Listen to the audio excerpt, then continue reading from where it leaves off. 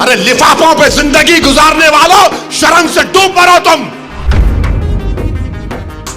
अरे तुमको कुरान करीम दिया ना हाथ में, अल्लाह का कलाम तुम्हारे हाथ में दिया, तुमको उसका भी लिहाज नहीं है और तुम दावा करते हो कौम का। बहुत बोल सकता हूं, याद रखो मेरी जबान को लगाम नहीं है, तुम्हारा घर से निकलना महाल कर दूंगा मैं यहां पे। याद रखो तुम लोग जो काम कर रहे हो ना, तुम महाराष्ट्र के मुसलमानों को ना सिर्फ कमजोर कर रहे हो बल्कि तुम उनकी आवाज का गला घोट रहे हो। अरे तुम इलेक्शन लड़ो, हम तुम्हारी तायीद करने को तैयार हैं। कब तक तुम ये सियासत करोगे?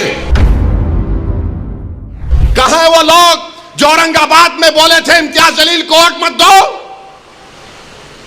उस समाजवादी पैंडेट को वोट दो बोले थे। अरे चेहरा दिखाओ औरंगाबाद के अवाम के सामने तुम।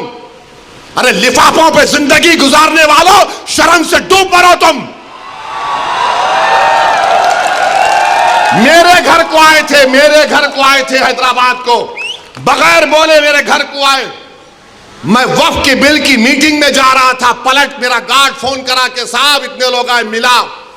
घर पे आए तो मैंने कहा कि मेरा घर इतना बड़ा नहीं है, आप लोग 20 लोगों को ले लीजिए। 20 लोगों को बिठाया, वो बात करे मैं बात करा, लेटर लिख के दिए, इनको टिकट दो, मला मैं गौर करूंगा।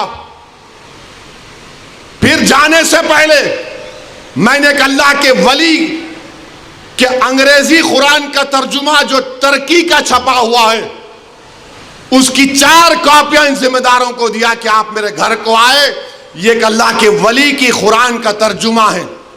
एक एक के हाथ में दिया तो औरंगाबाद जाके बोले हम घर को गए थे, हमारे को चाय तक नहीं पिलाए। अरे आप पहले से बोल देते तो नान खलिया खिला देता मैं आपको। मेरे को नहीं मालूम था कि तुम मेरे घर को खाना खाने आ रहे। अरे तुमको कुरान करीम दिया ना हाथ में, अल्लाह का कलाम तुम्हारे हाथ में दिया, तुमको उसका भी लिहाज नहीं है और तुम दावा करते हो कौम का।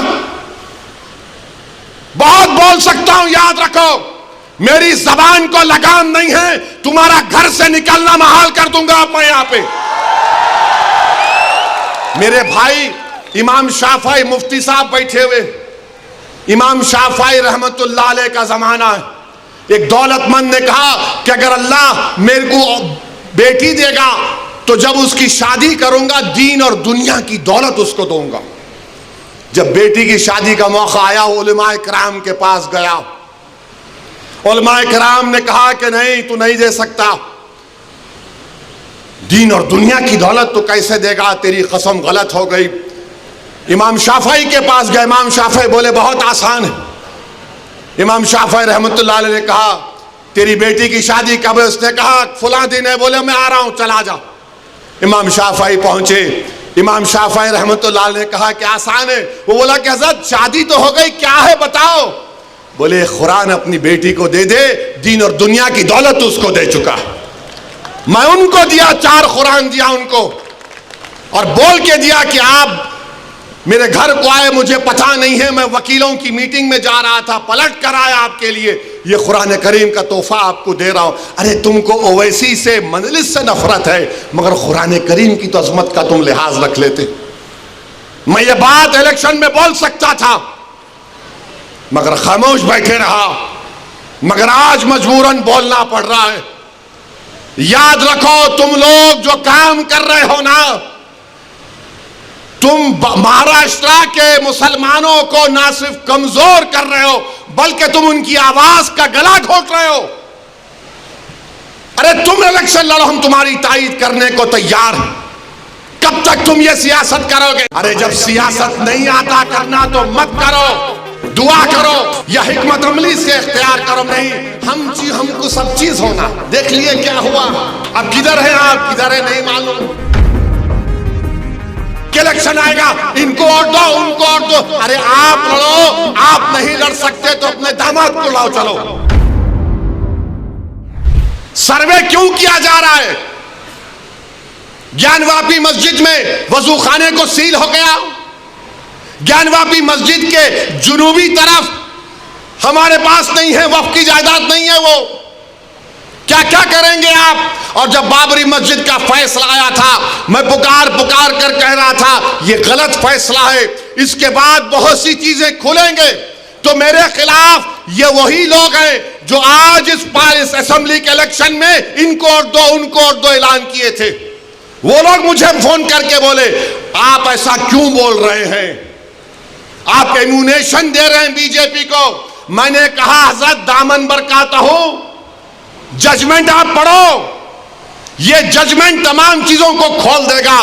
मुझसे कहा कि आप खामोश हो जाओ, ओवैसी तुम मत बोलो। मैंने कहा मौत मेरे को खामोश कर सकती, जब तक अल्लाह जिंदा रखेगा मैं सच्चाई को बयान करूंगा और बयान करता रहूंगा।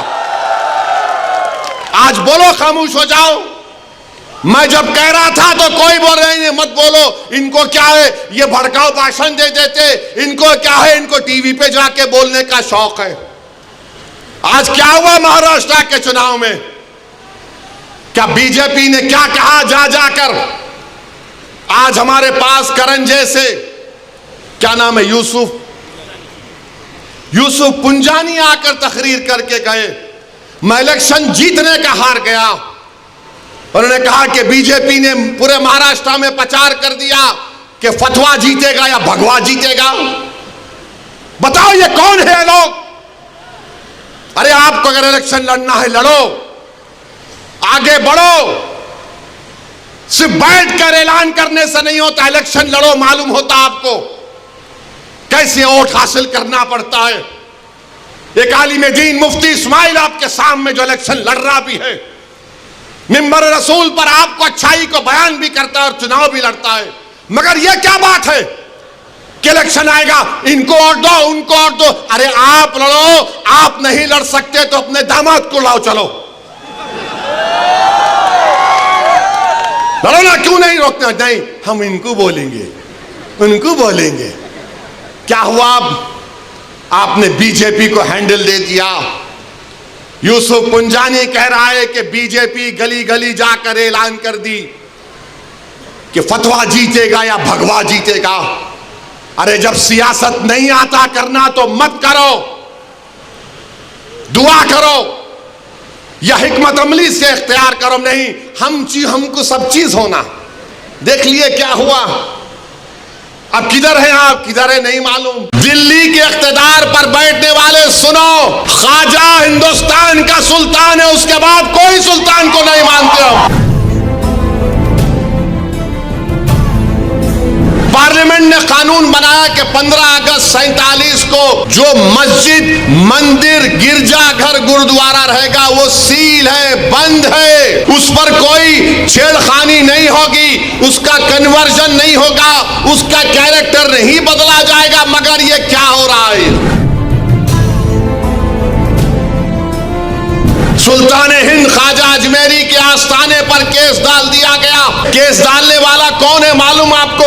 ये मेरे घर के पास दिल्ली में आकर मेरे घर के ऊपर जो नेम प्लेट है उसको तोड़ा, पत्थर फेंके घर में मेरे, और उसके बाद मेरे नेम प्लेट पर कालिक डालकर धमकी दिया कि ओवैसी तेरे को देख लेंगे। अरे कमीने, कभी बोल कर आना, मर्द का बच्चा है तो मैं ठहरता हूं सामने। अरे बोल क्या आ रहा हूं कल तेरे पास तो मैं भी ठहरता हूं, देखेंगे 6 फुट 2 इंच क्या करता है। हवाला क्या दे रहा है? 1901 की किताब, 1901 की किताब का भरोसा करेंगे या फिर 13वीं सदी की किताब खजाइने फुतुहा जिसको अमीर खुसरो रहमतुल्लाह अलैह ने लिखा, किसकी किताब पे यकीन करेंगे? मुझे व्हाट्सएप के ऊपर कभी SMS के जरिए, कभी फुलां के जरिए धमकी दी जाती है। अरे जालिमों, याद रखो, मैं मस्जिद बचाने के लिए, खानखाहों को बचाने के लिए, दरगाहों को बचाने के लिए, वक्फ की जायदाद को बचाने के लिए, जमहूरियत को बचाने के लिए, कानून की बालादस्ती के लिए, इंसाफ के लिए मैं एक बार नहीं 1000 मर्तबा मरने को तैयार हूं। तुम क्या करोगे बताओ? ऐसे 12 दरगाह और मसाजिद पर केस डाल दिया गया है कि ये मस्जिद नहीं थी, फुला था, ये था। सलीम चिश्ती रहमतुल्लाह अलैह की दरगाह पर केस डाल दिया गया। सुल्तान हिंद ख्वाजा अजमेरी के आस्थाने पर केस डाल दिया गया। और क्या बोलते हैं? केस डालने वाला कौन कौन है मालूम आपको? ये मेरे घर के पास दिल्ली में आकर मेरे घर के ऊपर जो नेम प्लेट है उसको तोड़ा, पत्थर फेंके घर में मेरे, और उसके बाद मेरे नेम प्लेट पर कालिक डालकर धमकी दिया कि वैसी तेरे को देख लेंगे। अरे कमीने, कभी बोल कर आना, मर्द का बच्चा है तो मैं ठहरता हूं सामने। बस आते कैमरा लेके पैबे फेंके भाग। अरे बोल क्या आ रहा हूं कल तेरे पास तो मैं भी ठहरता हूं, देखेंगे 6 फुट 2 इंच क्या करता है। वो आदमी अब कोर्ट को गया, सुप्रीम कोर्ट के वकील को थप्पड़ मारा। 2016 में दिल्ली की पुलिस ने उसको तड़ी पार का नोटिस दिया। वो कोर्ट में केस डाल रहा है कि ख्वाजा अजमेरी का आस्थाना नहीं है, वहां पर कोई और जगह थी। हवाला क्या दे रहा है? 1901 की किताब, 1901 की किताब का भरोसा करेंगे या फिर 13वीं सदी की किताब खजाइने फुतुहा जिसको अमीर खुसरो रहमतुल्लाह अलैह ने लिखा? किसकी किताब पे यकीन करेंगे? 1901 में कोई दीवाना लिख रहा नहीं, रिवायत ये बताती है। अबे रिवायत बहुत बातें बताती है, यकीन कर लेंगे क्या? पार्लियामेंट ने कानून बनाया कि 15 अगस्त 47 को जो मस्जिद, मंदिर, गिरजाघर, गुरुद्वारा रहेगा वो सील है, बंद है, उस पर कोई छेड़खानी नहीं होगी, उसका कन्वर्जन नहीं होगा, उसका कैरेक्टर नहीं बदला जाएगा। मगर ये क्या हो रहा है? क्या हो रहा है हमारे मुल्क में? 800 साल की दरगाह ख्वाजा गरीब नवाज सुल्तान हिंद की। और सुनो इख्तिदार की कुर्सियों पर बैठने वालों, दिल्ली के इख्तिदार पर बैठने वाले, सुनो, ख्वाजा हिंदुस्तान का सुल्तान है, उसके बाद कोई सुल्तान को नहीं मानते हम। ख्वाजा के आस्थाने पर चले गए, गरीब नवाज के आस्थाने पर चले गए। अरे कौन सी किताब तुम्हारी? नहीं, वो फुरा दीवार को ऐसा खिकोरे तो उसको ऐसा रंग निकाले तो छतरी निकलती।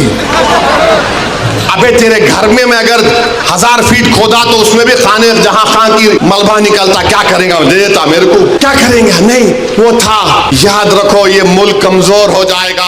5 बच्चों की जानें चले गई, वो मरे नहीं, वो शहीद हैं। तुमने उनको गोली मारकर उनका कत्ल किया है, तुम कातिल हो। तुमने गरीब माँ बाप को अपनी औलाद से महरूम कर दिया है। अरे ये मीडिया को लीक करते नहीं, वो पत्थर फेंक रहे, वो फुला कर रहे। अरे मस्जिद है, अल्लाह का घर है, तुमको क्या राइट देता है? किसी भी इबादत जहां पर अगर तुम जाओगे तो लोग क्या खामोश बैठ जाएंगे?